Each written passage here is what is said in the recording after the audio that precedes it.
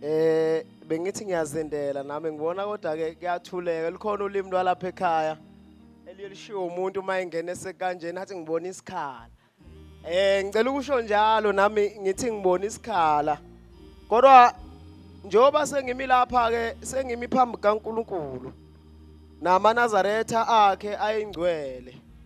Mhlawumbe kodwa ngoba ngisanda kuguqa angikusho ukuthi nakubabaza abantu ukuthi sithunyiwe umsebenzi esithunywe wona, kodwa njengoba sengiguqe manje akusaguqileni siseguqa umfana wasemancubeni. Amen. Ukuthi mhlawumbe kungenzeka insizwe ezihlezi ikhuzwa ngakho mayiphakama uthi nami sengikhuzwa ngakho, kodwa ke ngoba ngihlele eduze kobhuti abadala mhlawumbe bazongiqhweba mawukuthi sengihamba ibanga elide kakhulu. Amen. Njengoba ke sesilapha abantwana basezulwini siphambi kaShembe, ngiyacela ke nami mangiphiwe izwi kuthi uShembe beseduze kakhulu nami, ebese amehlami uyawavala nengqondo yamayivala ngingeze ngasikhumbula isono sami. NaManazaretha akhona phakathi kwalendlu awavala amehlo awo uma kukuthi khona isici angazela sona angaze ngasibona kimi, ngoba isono sinamandla. Siyakwazi sona ukuthi noma ngathi izwi likaShembe elikhulunywayo likhulu kangakanani, ebese siyakhukhumala sima phambi kwalomuntu okhulumayo, indlebe yakho enolaleleyo ingabe salizwa leli lizwi elisibuthileyo, ebese ibona kakhulu isono salomuntu. Ngicela ke leyo ndaba uShembe ayisondeze eduze kwami. Amen. Bamenywa ozani in the banking room. Ayifalenu evuthiwe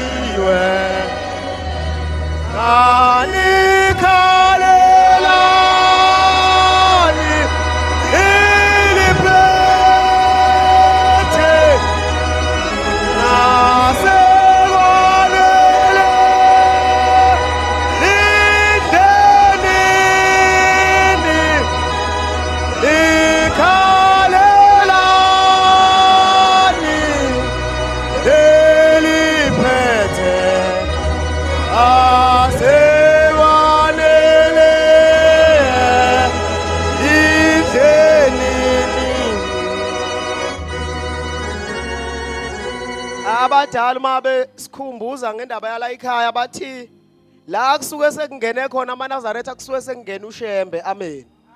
Njengoba silapha eintabeni zase-SMU namhlanje silethe iphunga likaShembe. Iphunga ke likaShembe likhulu ngaphezulu kwamaphunga onke, likhulu ngaphezulu kwephunga lesono. Ingakho ayithi mayesefikile ubabamkhulu noMlethe kaNomadinana zonke izizwe zithi Mlethe, efika umuntu elalisiwe emseleni kuthi usehambile lo muntu emhlabeni, kukhona iphunga nempukane ephuma laphana. Kodwa ayithi mayengena umfoka amayekisa bese ethi impukane lapha endlini phuma, athi iphunga elapha endlini aliphume. Silethele oShembe libonke igama lenkosi. Lo Shembe ubizwa ngophunga elihle. Leli phunga elaziwa intombi yakaHajebe eintabeni zaseSikhoti, okwathi intombi zisehlane zitheza izinkuni zase zizwe iphunga elihle kakhulu linuka kamnandi, base bayagijima belandela lo moya waleli phunga, belilandela leli phunga bathi mabethu uyabafika hawu iphunga lembali. Silethwe lelo phunga njengoba silapha, base beyibuka lembali ukuthi lembali enuka kahle kangaka imbali enjani, lembali eyisimanga. Base beyibanga lembali waseyithatha uma uSitheya wakwaHajebe, waseyithatha waseyivalela emlonyeni waseyigwinya. Nokwathi uma ilele ebusuku kwase kufika izwi kuye lathi Sitheya usuwenza inkinga, njengoba ubugwinya le mbali ubungagwinyona imbali kodwa ubugwinya umoya kaNkuluNkulu uzozala Sitheya. Ayiwazala uSitheya. Lithi uzozala Sitheya, lithi uzozala umuntu omkhulu kaNkuluNkulu oyisikhonzo enhlupheko, uzozala uShembe. Uthi uzozala ingane bese igama laleyo ngane uliqamba igama layo uthi ngiShembe. Alibonge igama lenkosi. Ngithi sihlangene ngephunga alibonke igama lenkosi. Iphunga lasezulwini elazwakala phezulu kwentaba yomhlangano esefikile ubabamkhulu eselilalelile lelizwi ebelimkhipha kwaNontandaba thakathi. Wathi uma esephezulu kwentaba yomhlangano ayezwa ngakho ukuthi usefikile lona kamlindeleyo wezwa ngephunga libonke igama lenkosi. Uthi ngathi ngiyahogela ngezwe iphunga elihle kakhulu linuka liqhamuka ngasempumalanga. Uthi ngathi ngiyaqalaza ngathi ngiyabheka imfula engasekho nemimango yengasekho. Uthi ngezwe yonke into ihalalisa. Uthi ihlahla zahalalisa utshani bahalalisa. Uthi kwasekuqhamuka indoda yasezulwini. Uthi yayifaka ingubo ende yayisifika le ndoda iphethe isoso. Uthi yayisifika phambi kwami yayisiyema. Uthi yayisikhipha isidlo sasezulwini yayisingidlisa lesi sidlo sasezulwini. Uthi ngase ngiyasidla. Uthi lapho khona engagibela phezulu kwentaba ngangumfo kamayekisa. Uthi kanhliziyo kasokhabuzela. Uthi kodwa ngathi uma ngehla phezulu kwentaba yasenhlangakazi. Uthi ngase nguyise wabo bonke abamkhonzayo bonke igama lenkosi. Ilona phunga esililethe kule ndawo yase SMU. Amen. Bathi abadala uma bexoxa uke wakhuluma ubaba uMsweli. Ngizozama ukusheshisa ekhuluma ngendaba yokufika kwalenathesa kulelizwe laseGauteng. Uthi ubaba uHadebe ma esixoxela uthi babeke befike kuma branches lapho khona kungenalutho kungenamuntu oyinazaretha. Uthi babethi mabefika mabesebefika endongeni zakhona uthi bayibuke lezi indonga bese behamemeza bethi uShembe nobuNazaretha bese bethi Shembe bakhona. Njengoba singaka siGauteng siphelele la siumsebenzi walezo zandla siumsebenzi walezo thukuthuku zabantu abadela ukufunda badela into ababeyizele kulelizwe base bekhumbula ukuthi noma sizofunda sofuna lento soyifuna kodwa khona singamaNazaretha. Alibonke igama lenkosi. Okugcina sikulethe kulelizwe noma kule ndawo esibuthene kuyo silethe uthando. Lolu thando ekhuluma ngalo inkosi yasekuphakameni ilanga lamalanga. Lithi uthando likaShembe lukhulu kakhulu. Uthi uthando likaShembe lungaphezulu lokothando lukamama ethanda ingane yakhe eyincelisa eyigona. Uthi konke lokho akusho lutho othandweni likaShembe. Uthando likaShembe lingaphezulu lungaphezulu kamyeni ethanda ingodiso yakhe.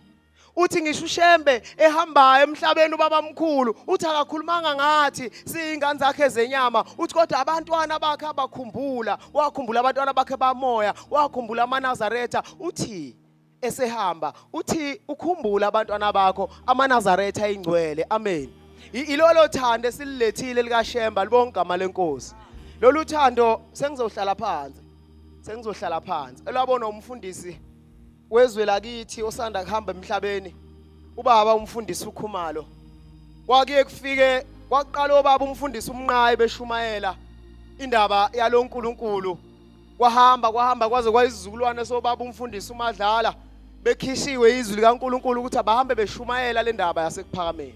Kunengoma ababeyithinta ngizoyithinta uhafu wakhona ningixolele abantu basezulwini. Ababeyithinta mase befikile emazweni akithi beyiphathisiwe isipho sezwe lakithi ukuthi bofike behlabelele leyo ngoma yayithi izani nizidla mafa In the bank you live. Edlale namhlanje awefale nulene lindile sheyani ugo ayo sale uphakame yanondiswa khona uhlale lolifa embizelwe lona. Ithi mayiqhubeka ithi abanye phakathi kwenu ithi bayophoqwa ngenkani. Ithi njengompostoli uPawula ithi wagcina ephoqwa ngonyazi.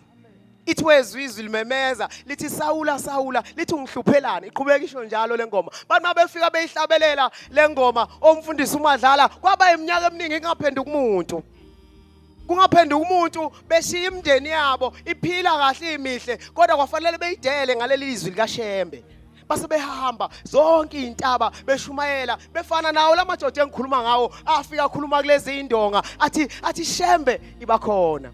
Babehamba zonke lezi indawo bekhuluma ngalo Shembe khona ekuphakameni uthi umfundisi uKhumalo kwaze kwezwela nakithi sase siyaphenduka sase siyibona le ndaba yasekuphakameni.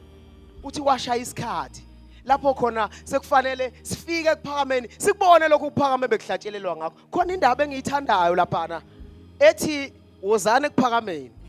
Ithi kodwa niyofundiswa khona. Inkinga esinayo ke bandleni. Ithi niyofundiswa khona. Abantu abakhona angisho kabi ngoba ayibonke.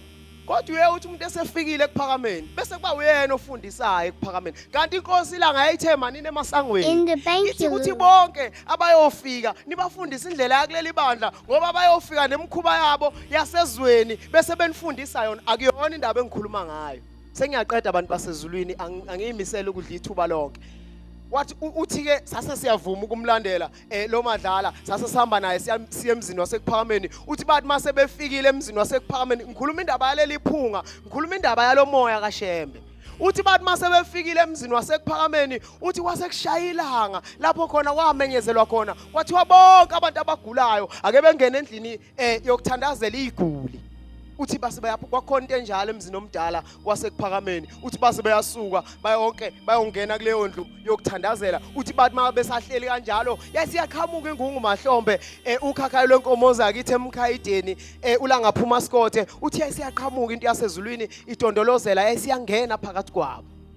Uthi ngabona isimanga ilesi simanga engifuna ukukhuluma ngaso esilethe sona kulelizwe ngoba silethe uShembe uNkulunkulu.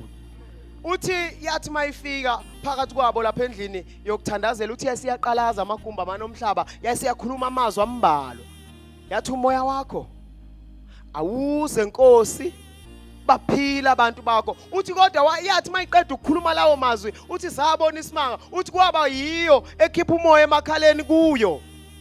Uthi sase siyamangala ukuthi kanti uShembe umuntu onjani wathi akuze umoya wakho bephila abantu bakho wayesewukhipha yena emakhaleni. Bekuyilokho bantu abahle basezulwini Inkosi ibusiseni kuzweli. In the Bankyulu.